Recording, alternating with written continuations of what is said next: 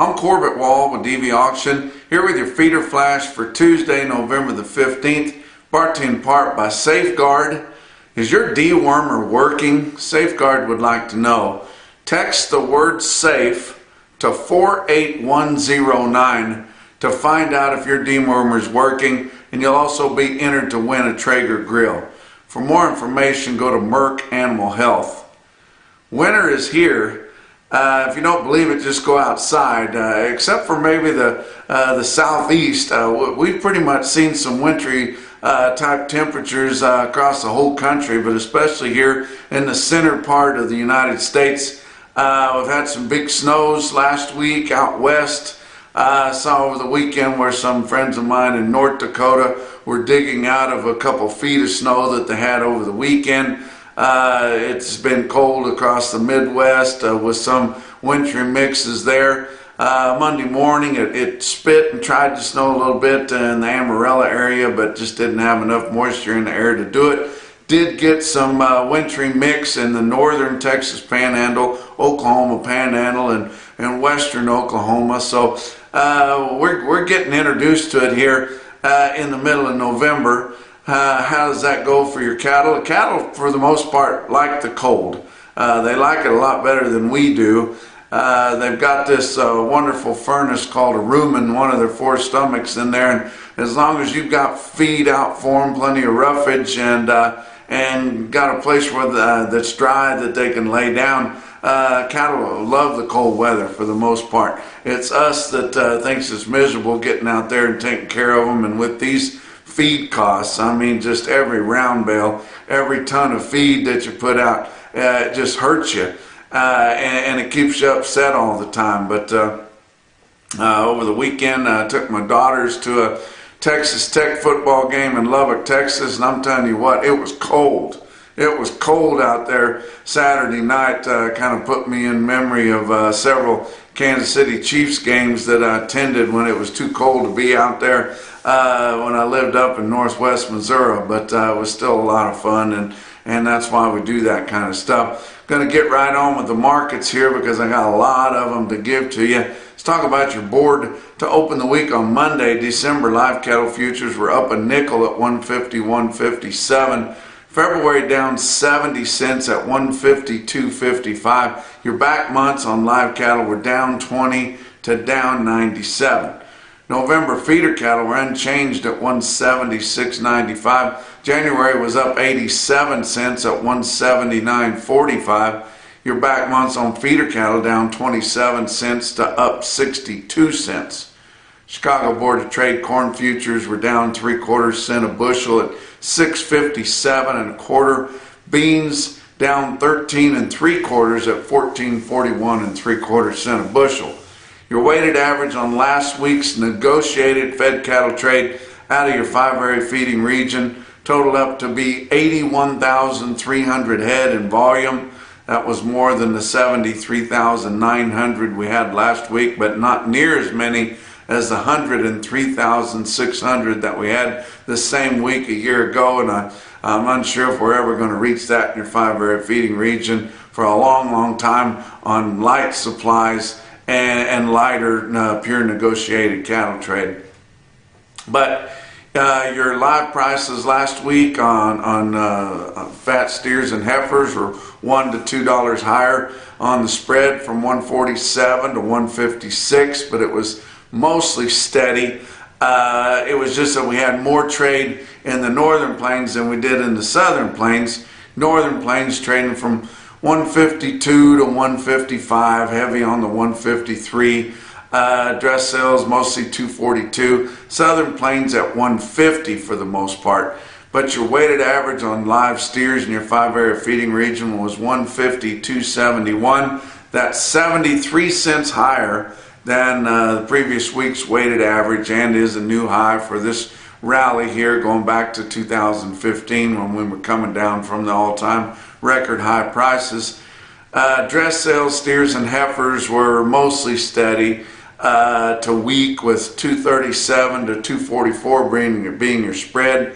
but your dressed steer weighted average was 241.34 in the 5-area feeding region. That was down 56 cents. So that takes away from the higher live price weighted average there. But nationwide, we sold 102,300 head pure negotiated cash, but about 30% of those, over 30,000 head of them, were sold for the 15 to 30 day delivery. When they get people to do that, they're trying to set things up where they don't have to buy too much going forward. They're going to have more captive supplies going forward, and maybe the little rally, if that's what you want to call it. We had a couple of good weeks gaining ground, but we're going to go in a lot of spurts here over the next many months and next few years, actually, of really tight market ready supplies.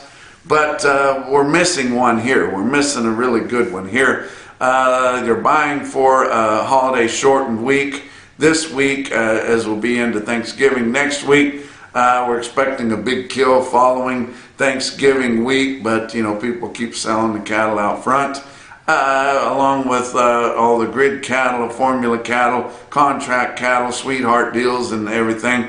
How we're going to gain any market in the cash negotiated department, especially when guys get weak whenever they dig their heels in, or they say they are, and then they end up taking near steady money.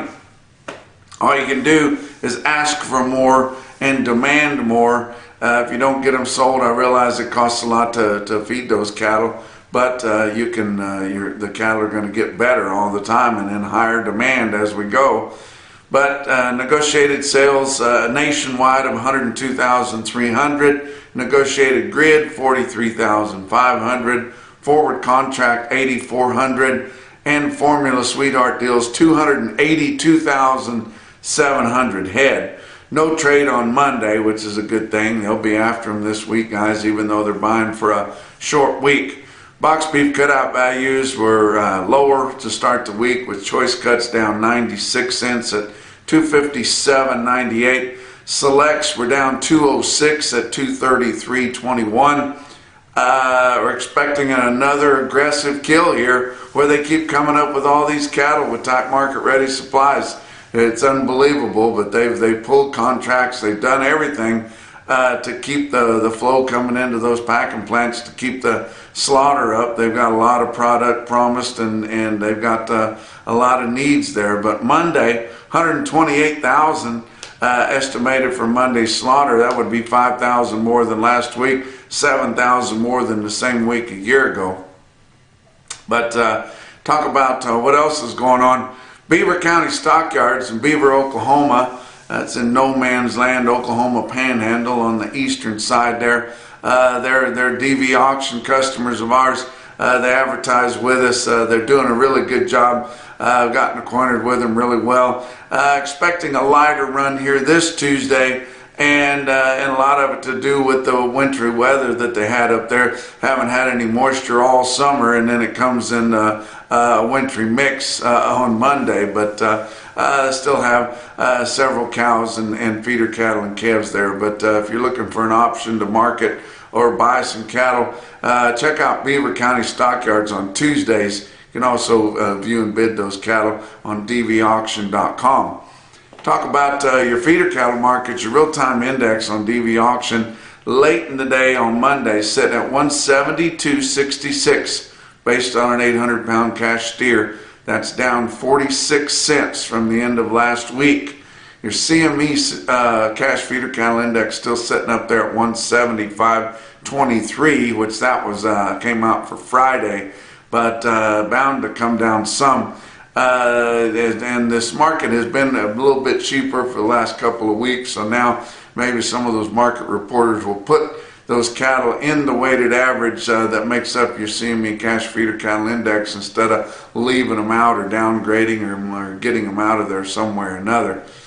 I want to talk to you about the Night Latch Group. That's Andy Cunningham in western Oklahoma. He writes crop insurance policies, also sells LRPs, been doing that for a long, long time, probably knows as much about LRPs as anybody. But what he wants to talk about here with us is the LGMs, which a lot of you may not have heard about, but that is your livestock gross margin policies, and that is also federally subsidized, so you can get part of that premium paid. But it insures against feeding margin decline. So your LGMs can be used as your primary risk management or as a complement to other strategies that you might have already in addition. But livestock gross margins manage cattle and corn risk in one convenient policy. This is more for the fed cattle, for you cattle feeders. We realize the LRPs don't work very good for feedlot cattle. They work excellent for backgrounding cattle, feeder type cattle, but this is a better option for cattle in the feedlot. I know you've got questions about it. Not many people have really looked into it deep and researched it and figured out how to make it work for your operation, but Andy Cunningham has, and get in touch with him. Go to nightlatch.net. Talk about your big sales on Monday. Oklahoma National Stockyards in Oklahoma City, 10,000 head for them. This is the first week that we've really seen lighter receipts for them, and it wasn't due to any kind of weather. They didn't have any weather that would hold you back other than just a little bit cooler over the weekend and late last week. But a year ago they had 13,300 head. This week they had 10,000. We're expecting to be a big space between the amount of cattle that they had a year ago and the amount of feeder cattle that they're having now as we go forward from now, because the receipts have been running heavier all fall up until now, and we know we've got a lot fewer calves around. But in Oklahoma City on Monday, steers were unevenly steady, heifers steady to $3 lower. That's telling me that most of the demand was coming from northern interests. When you see heifers selling higher than the steers, it's because people are more price conscious, but they still have demand for the cattle. When you see the steers selling better than the heifers, it's mostly due to northern interests, because they would rather buy the steers than they would the heifers and not paying quite as much attention to the price. Big sale, Joplin Regional Stockyards, 8,800 head there, and I told you they had 30 straight loads of true yearlings in there. Had several big long strings of weaned calves in there. Steers were steady to $4 higher. Heifers steady to $3 lower, which does not surprise you. That's about the same trend that they had in Oklahoma City, so it makes sense there. But you look at a stick-out deal in Joplin. They had 533 head of 845-pound steers in one draft, bring $177. Mostly commodity type cattle, but still selling $4.50 higher than what your real-time index is on a flat 800-pound steers, and those cattle weighing right up against 8.5. Don't forget, next week, this coming Monday, Joplin's going to have a yearling special. They got room for your yearlings too, guys. Or if you're looking for yearlings, they're expecting around 12,000 head of cattle this next coming Monday in Joplin, with 7,000 at least true yearlings in there. If you'd like to include yours in there, get a hold of them. Talk about another sale. They had a big sale in Russell, Iowa, a special calf sale there in Russell, Iowa. But I tell you what, I've been giving the federal state market reporters a hard time of late, but I just have to give you the federal state market reporter trend out of Russell, Iowa. It has to be the same person that was in Lamona last week, because you talk about good. They can get down to dimes on these cattle. Compared to the last test, which was 2 weeks ago, the steers, according to them, the steers weighing 400 to 500 pounds were $2 to $12.30 higher. But the 500 to 600 pound steer calves sold $6.30 to $14.40 lower. Wow. How about the heifers? Well, the 350 to 500 pound heifers sold $6 to $7.70 lower, while your 5 to 600 pound heifers sold $3.60 to $14.80 higher. That is amazing. I've never seen anything like that. Been in the market reporting business here for 25, 30 years, just never seen anything like it. The best auction market reporters that I've ever worked with in my life. The best I've ever worked with was the late great David Smith from West Plains, Missouri. Now you talk about somebody that could put out an auction market report, hit all the high spots, give you exactly what the trend was, and tell you and leave you with knowing what happened at the sale, even if you hadn't been there. Another great auction market reporter was Bob Miles, that was in Oklahoma City for many, many years. Took a lot of pride in his trend, and people read that and they knew what was going on in Oklahoma City. But tell you what, these crack guys in Iowa that have little or evidently no training, all they're doing is they're just taking a weighted average price. You can't just do that. You have to compare a big draft of cattle to a big draft of similar cattle.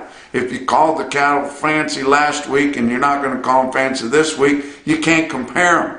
If the cattle weighed 401 and they're weighing 440 this week, you can't compare them. You got to be smarter than the computer. You got to look, you got to be able to see the forest for the trees. You need to interview your buyers, you need to interview your sellers, and you sure need to interview your auction manager there, or the owner of the sale barn. Find out what thing is, smooth it over, tell somebody something that they can use, and do something that's beneficial instead of that crap that I just read you.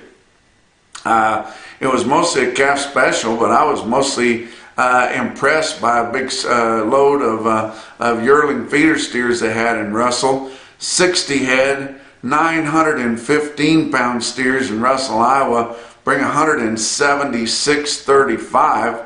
I've got to tell you about your Zoetta stick-out sale of the day.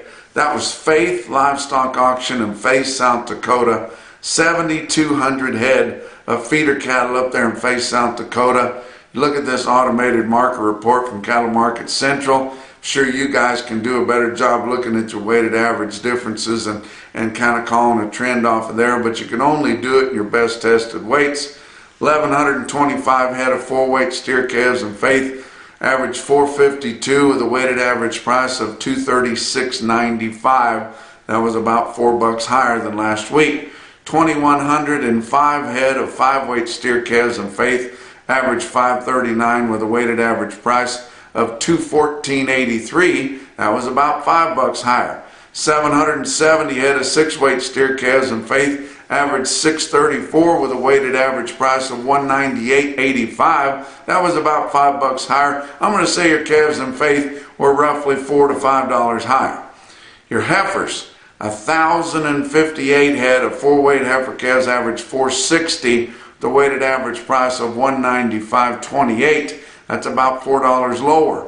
Your heifers weighing 951 head of 5-weight heifers, average 540, the weighted average price on all those of $191.85. Basically steady. I'm going to go out on a ledge and call your heifer calves from steady to $4 lower, and I'm going to be right.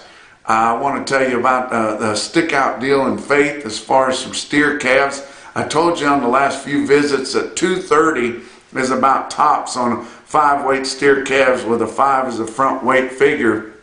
That was just a challenge to Faith Livestock. How about 117 head, 510 pound steers in Faith, South Dakota, bring $2.40. My friend Lee Richmond was there trying to buy a few cattle, and he witnessed some replacement heifers that sold for replacement. They were J&M Farms heifers. They were weaned heifers. You can see them right here as he took a picture of them for me. 116 head of weaned replacement heifers selling for replacement, weighed 697 at $239 a pound. Wow. Give you a few individual quotes. How about West Point, Nebraska? The Wyman heifers there to go to feed, 117 head, 830 pound heifers, bring 179 in West Point, Nebraska. That's a shaving barn there. How about Sioux Falls Regional Livestock and Worthing, South Dakota? 220 big steers weighed 1060 at 167. But the most impressive quote that I saw anywhere on Monday, your Mackerson, no BS, top quote for the day, come out of Elgin Livestock Sales in Elgin, Nebraska. The Baum family there, Ted Baum, a buddy, 68 head of steers weighed 881 at 188.50. That's your feeder flash for Tuesday.